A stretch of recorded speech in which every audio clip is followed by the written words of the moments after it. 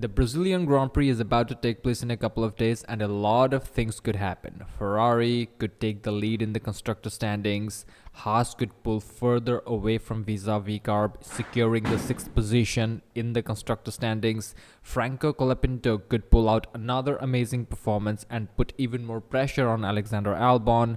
The civil war within Red Bull because of Lawson and Sergio Perez could intensify, and last but not the least, Max Verstappen and Lando Norris could crash once again. Maybe throw in a little bit of Lewis Hamilton inside of that. Lewis loves this track. There is something about Lewis, Max, and Brazil that just clicks together, you know what I mean?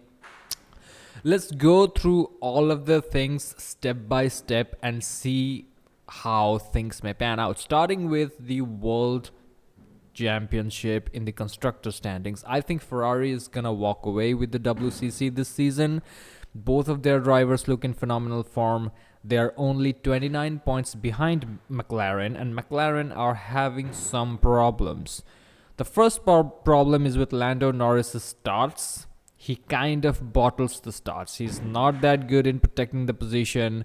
Even though he qualifies well, he's incapable of taking advantage of the lap 1 turn 1 chaos and coming out on top of it, even though he has a faster car. The second issue is with Oscar Piastri during qualifying. I have been seeing this. He cannot qualify to a position. He cannot put the car on the starting grid that is truly representative of the pace they have. Another problem that McLaren has is Max Verstappen, because Max's objective is to drive into Lando Norris to ruin his race, to prevent him from winning a race so that he can get less and less points away from him. And that is a problem that Ferrari doesn't have. Charles Leclerc already said it in an interview that if Max is continually more aggressive towards Norris, it just helps him. The enemy of my enemy is my friend. So that's that. I definitely think they can close the gap even further, perhaps even take the lead of the constructor standings. Ferrari, I'm talking about. Both Carlos and Charles are on phenomenal performance. Charles was on a little bit of a back foot in Mexico, but I don't think that's going to happen. They have won in back-to-back Grand Prix. Brazil, they're still looking strong. I would assume they are the favorites going into the race. Let's next talk about Haas versus Visa Carb Cash App OnlyFans Formula 1 team. There is a lot of pressure on the Carb drivers, both Liam Lawson and Yuki Tsunoda, because first of all, they have to outperform each other. Second of all, they're competing for the second Red Bull seat, which is now currently occupied by a retarded Sergio Perez. Third, there is a civil war going on within their organization. There's a lot of pressure on both of the drivers. Their car is good, but with limited amount of races remaining and the pressure mounting up, these two young guys just can't handle it. Compared to the Haas team, both Kevin Magnussen and Nico Hulkenberg, they are a bunch of veterans. They don't have the pressure. They are leading the constructor standings compared to Haas. They are 10 points clear of them as of now after Mexico. Both of the drivers, both Kevin and Nico, finished in points in Mexico, gave them a healthy lead. Right now they are 10 points ahead, as I just mentioned. And another interesting thing is that both of the VCARB drivers have to worry about their future. However, Nico and Kevin don't just give a shit. They have been in and out of Formula 1. They know how it is like to be on your last race without even knowing that it could be your last race. And all of this is helping them score more and more points. And moreover, the Ferrari engine is looking strong for some reason. And I genuinely believe they are going to be strong in Brazil as well. They're more likely to take advantage of whatever chaos happens. And Brazil is one chaotic Grand Prix, and that's putting it lightly.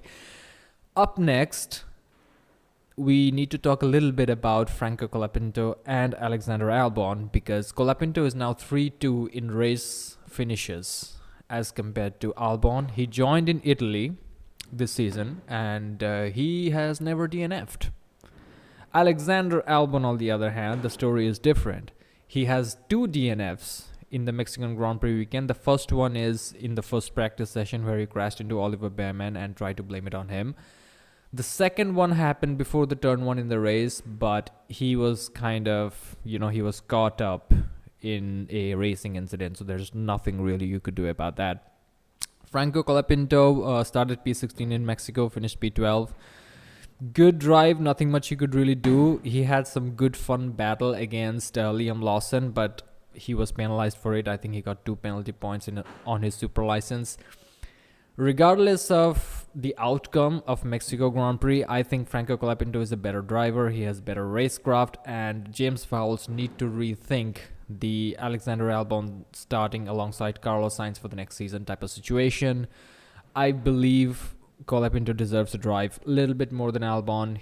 Albon really didn't have any competition, so it was hard to measure. He could hide behind, Williams being a small team, like a midfield team, trailing end of the midfield team. But right now he has some real competition, and it's showing that Colapinto is better than him leaps and bounds. Now, before we talk about Verstappen and Norris, let's talk a little bit about the potential crash which could happen in Brazil between Lawson and Perez. Sergio Perez has forgotten how to drive, as we all know. He has said that in Mexico as well. When he is going into a corner, when he hits the brakes, he either overshoots or locks up. So that's one of the basic things you need to master if you want to drive a Formula 1 car. Apparently, Sergio Perez has forgotten it, which is why he is qualifying way below the car's potential performance, and that is one of the primary reasons. Sergio Perez is actually one of the reasons, and the most biggest reason actually, for which Red Bull are now not leading the Constructor Championship. They are P3 in Constructor Championship, and I don't think they can even challenge anyone to be P2 in the Constructor Championship. The only thing that Red Bull can save right now is Max Verstappen's championship. We're going to talk about that in a second though.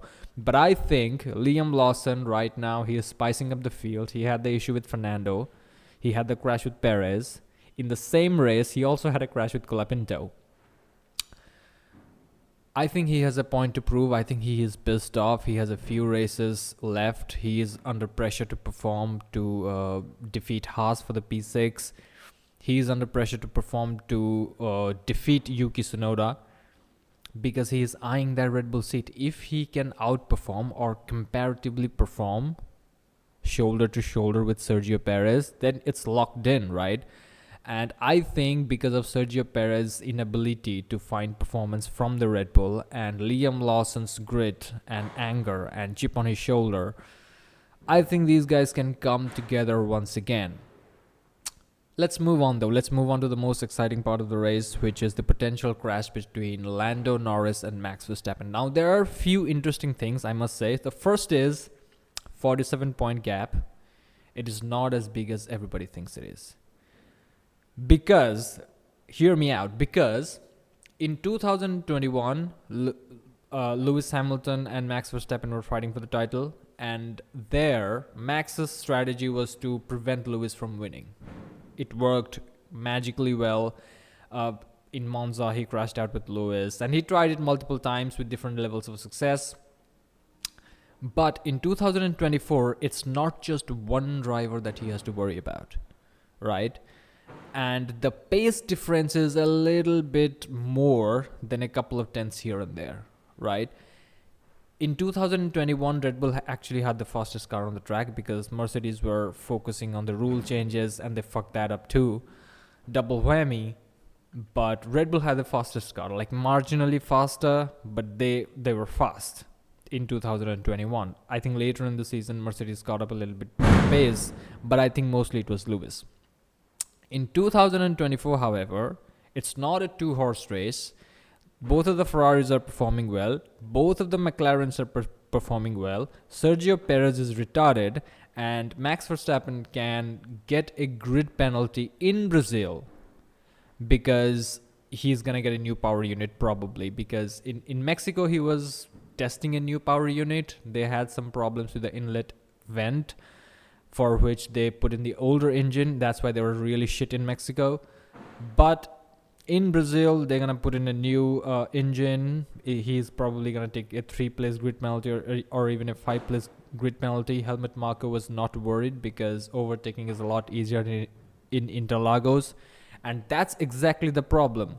Because if Max Verstappen gets a 3 place or a 5 place grid penalty and he starts in like P7, P8, way behind Lando Norris, then he won't have the opportunity he needs to ruin Norris's race.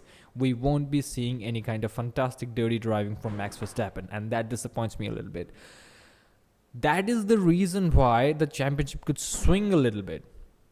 Because if Norris starts ahead and McLaren is significantly fast, especially in the second half of the Grand Prix, things could go in Norris's way. If he wins and Max Verstappen finished like P4, P5, something like that, he's going to take out a huge chunk of points from that 47-point lead. And furthermore, let's say Max Verstappen starts behind Oscar Piastri, or a couple of places behind Oscar Piastri, and he ends up behind Oscar Piastri. Oscar is not going to let him pass so easily. He's going to defend tooth and nail because he knows how important it is for him to even be in that position, because they're in close contention against Ferrari for the Constructors' Championship. So Piastri has multiple things to fight about, not only helping Lando, but also securing their position against Ferrari in the Constructors' title. So he's going to fight tooth and nail. Carlos Sainz is going to fight tooth and nail because this is his last season in Ferrari. He is not really fighting for anything. He don't give a fuck. He said it in Mexico after qualifying that others around me has more to lose than I do.